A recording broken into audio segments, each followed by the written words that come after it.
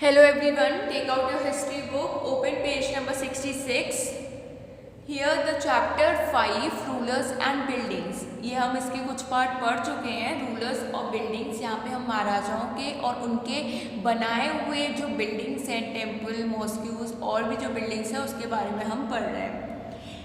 आपने इस चैप्टर के पार्ट में देखा होगा कि कैसे जो किंग होते हैं वो दूसरे की किंगडम लेने के लिए, दूसरे की जो वैल्यूएबल चीज़ें होती हैं, जो कीमती चीज़ें होती हैं, वो लेने के लिए वो उनसे बैटल करते हैं और जैसे ही अगर वो बैटल जीत जाते हैं तो वो सामने वाले किंग के सारी कीमती चीज़ें लूट आते हैं।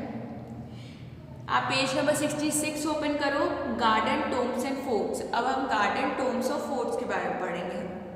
यहाँ पे हम चार बाग के बारे में पढ़ेंगे। चार बाग का मतलब कि चार हिस्सों में एक लैंड को चार हिस्सों में डिवाइड करके बनाया जाता है। आगे हम डिटेल्स भी पढ़ेंगे। Under the Mughals architecture became more complex. जैसे ही मुगल का शासन आया था तो आर्किटेक्चर जो कंस्ट्रक्शन था वो और बढ़ गया था। बाबर, हुमायूं, अकबर, जहांगीर एंड स्पेशली शाहजहां व personally interested in literature, art and architecture. जैसे जैसे इन लोग का शासन आया था तो आर्किटेक्चर का जो इंटरेस्ट है, जो कंस्ट्रक्शंस हैं, जो बनवाने की चीज़, जो न्यू क्राफ्ट्स होते हैं, जो क्रिएटिविटी होती है, वो सब इन सब में उन चीज़ों का बहुत ज़्यादा इंटरेस्ट था और धीरे धीरे इन लोगों ने इन चीज़ों को बढ़ाया है। बाबर, हुमायूं, अकबर, जहांगीर और स्पेशली शाहजहां ने लिटरेचर और आर्ट और आर्किटेक्चर को बढ़ाया है। In his autobiography, Babur described his interest in planning and landing, laying out formal gardens placed within the rectangular wall enclosures and divided into 4 quarters by artificial channels. Babar ने अपनी autobiography लिखी। Autobiography का मतलब होता है कि अपनी लाइफ के बारे में सब कुछ लिखना। तो उनने अपनी ऑटोबायोग्राफी लिखी है और उस ऑटोबायोग्राफी में, उस बुक में उनने क्या दिखाया है कि उन्हें प्लानिंग करने में, उन्हें गार्डन्स बनाने में, उन्हें रेक्टेंगुलर चीज़ों में, आपको इस पिक्चर में दिख रहा होगा ये एक रेक्टेंगल है जिसे 4 भाग में डिवाइड कर दिया गया है। जिसे हम 4 भाग, मैंने आपको टॉपिक के स्टार्टिंग में बताया था, 4 भाग में डिवाइड करके उसमें ये लोग प्लांटिंग कर रहे हैं और बीच में जाने की जगह है, तो इसे हम 4 भाग बोलते हैं। तो बाबर ने अपने ऑटोबायोग्राफी में ये बताया था कि उन्हें इन सब चीज़ों में बहुत ज़्यादा इंटरेस्ट है। उनने एक लैंड को 4 हिस्सों में, क्वार्टर को 4 हिस्सों में डिवाइड करके उसमें उनने प्लानिंग की है, उसमें उनने गार्डन्स फॉर्म किए हैं। These gardens are called the Charbagh, 4 gardens, because of their semi-metrical division into quarters. इस गार्डन को 4 भाग बोला जाता है क्योंकि ये 4 हिस्सों में इनको बांटा जाता है। Beginning with Akbar, some of the most beautiful Charbaghs were constructed by Jahangir and Shahjahan in Kashmir, Agra and Delhi.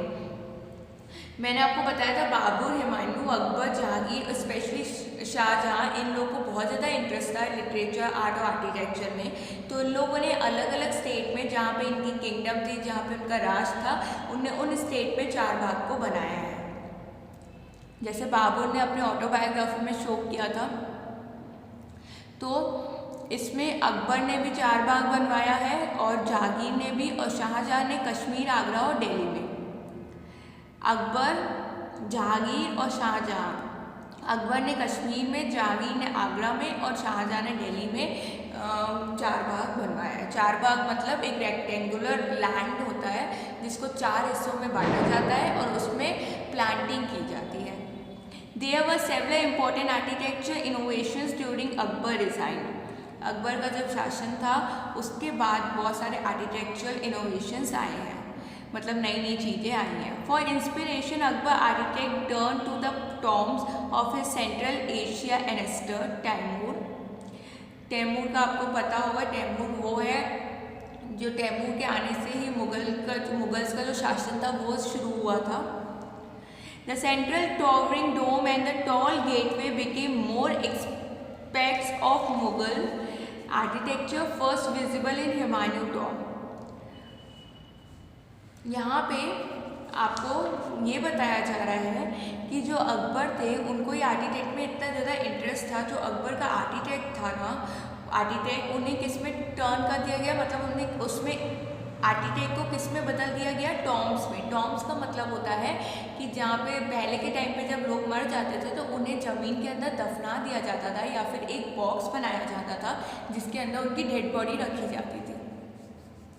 तो अकबर के रिज़ाइन के बाद जो अकबर का आर्किटेक्ट था ना, आर्किटेक्ट उन्हें किस में टर्न कर दिया गया, जो उनका आर्किटेक्चर था जिसमें अलग अलग पिक्चर्स या फिर बहुत इनोवेटिव चीज़ें रखी थी, उनको किस में उसको किस में बदल दिया गया, टॉम्ब्स में। Now turn the page, open page number 68। The tomb was placed in the center of huge formal charbagh and built in the traditional known as eight paradise of Hurst, a central hall surrounded by the eight room। जो Tom था ना वो एक बड़े से, आप एक बड़े से हॉल टाइप समझ लो, उसके बीचों बीच रखा जाता है। एक बड़े से जो घर होता है उसके बीचों बीच रखा जाता है। उसे 8 पैराडाइज बोला जाता है क्योंकि उसमें 8 एंगल होते हैं इस तरीके से। ये 8 एंगल इस तरीके से बने होते हैं ऐसे, तो उसे 8 पैराडाइज बोला जाता है।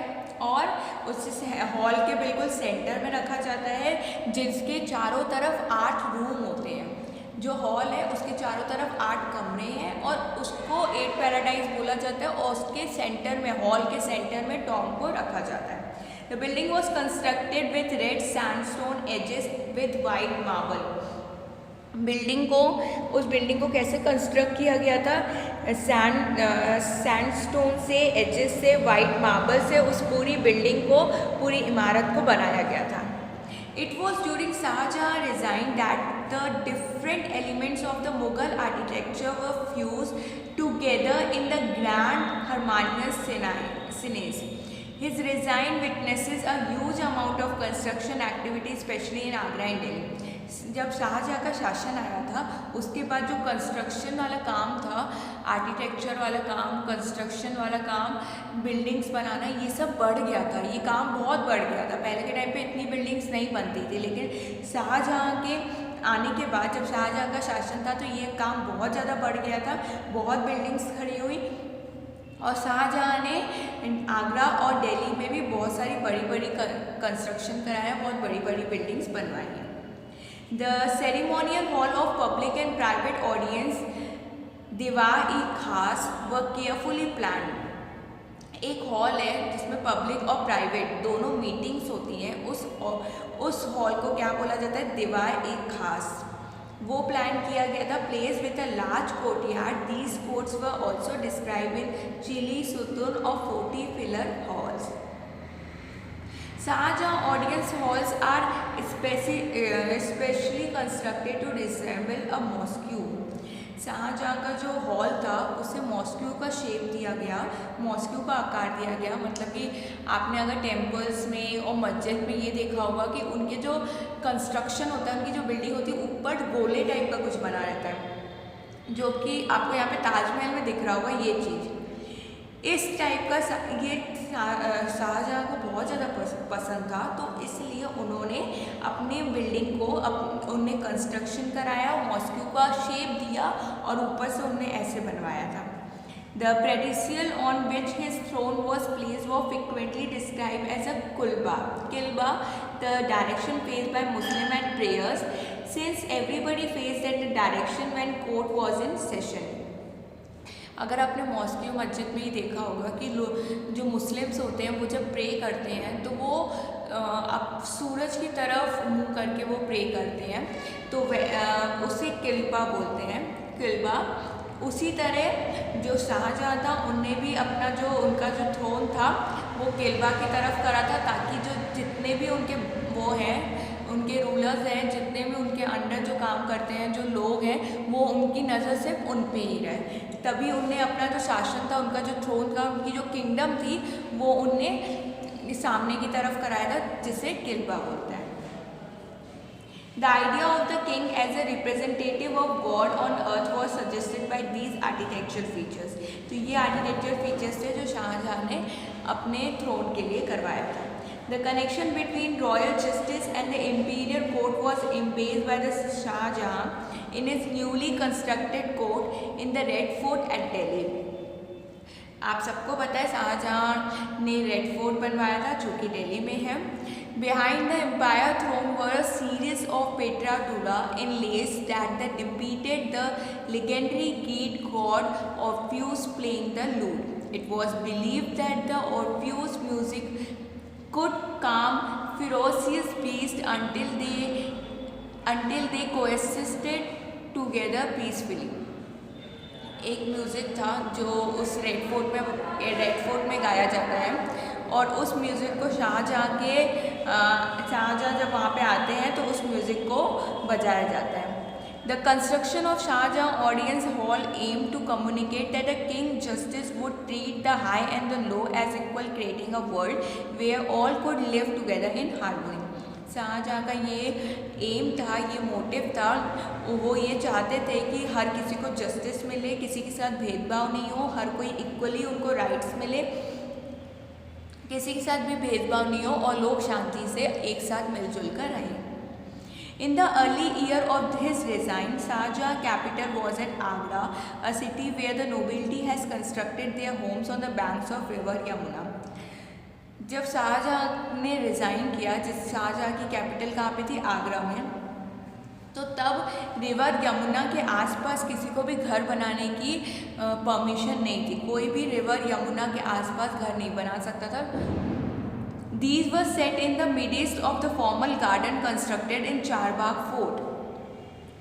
एक गार्डन बनाया गया था चारबाग फोर्ट। मैंने आपको चारबाग बताया है, जो 4 हिस्सों में डिवाइड करके गार्डन बनाया जाता है, बगीचा बनाया जाता है। उसके जस्ट पास में रिवर यमुना थी और किसी को परमिशन नहीं थी कि उस रिवर और गार्डन के आसपास कोई घर बना सके। The Charbagh garden also has a variation that the historicals describe as a river front garden. Garden के जस्ट फ्रंट में रिवर थी।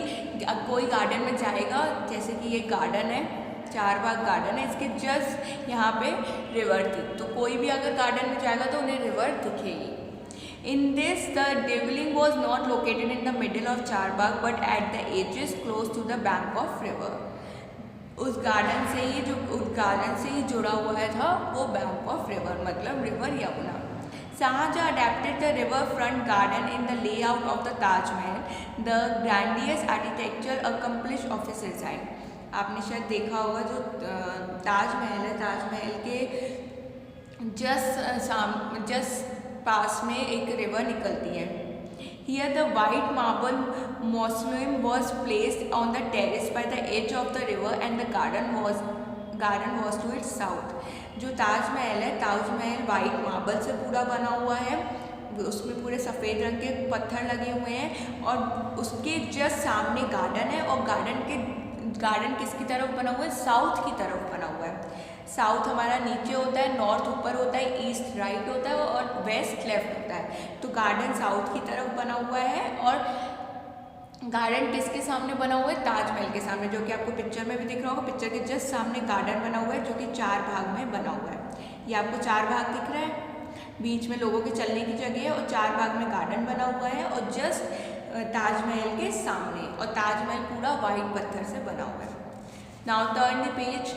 Shahjahan developed this architectural form as a means to control the access that nobles has to the river. In the new city of Jahanabad that he constructed in Delhi, the imperial palace commanded the river front. Shahjahan ने New Delhi में एक construction कराया था जिसके just front में एक river थी।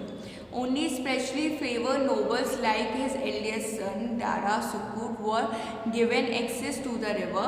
All others has to constructed their homes in the city away from the river Yamuna. तो शाहजहाँ ने दिल्ली में एक कंस्ट्रक्शन कराया था शाहजहानाबाद, जो कि उसके जस्ट सामने रिवर थी उनके फ्रंट में, और वहाँ पे जाने की किसी को भी परमिशन नहीं थी। वहाँ पे सिर्फ शाहजहाँ के मतलब वहाँ के रूलर्स ही जा सकते हैं जो शाहजहाँ के लिए काम करते थे। जो शाहजहाँ के लोग थे, उनके जो लोग थे वही वहाँ पे जा सकते हैं उस गार्डन में और उस रिवर में, और कोई भी वहाँ पे नहीं जा सकता, कोई भी ऑर्डिनरी पीपल वहाँ पे नहीं जा सकता। और वहाँ पे घर बनाने के किसी को परमिशन नहीं थी। रिवर यमुना के कुछ दूरी में लोगों को घर बनाने की परमिशन थी, लेकिन रिवर यमुना के आसपास किसी को भी घर बनाने की परमिशन नहीं थी। तो ये शाहजहाँ के बारे में था, जो उन्हें फोर्ट बनवाया जिसके पास में एक रिवर है, और वहाँ पे जाने की किसी को परमिशन नहीं होती है, और उसके आसपास किसी को भी घर बनवाना उसके आसपास किसी को घर बनवाने की परमिशन नहीं होती, उन्हें कुछ दूरी में ही अपना घर बनाना पड़ता है। आपको फिगर 14 में देखो दिख रहा है, ये ताजमहल है, ताजमहल के जस्ट सामने रिवर यमुना जा रही है। तो आपने देखा ताजमहल के जस्ट फ्रंट में रिवर यमुना जा रही है। Okay, thank you.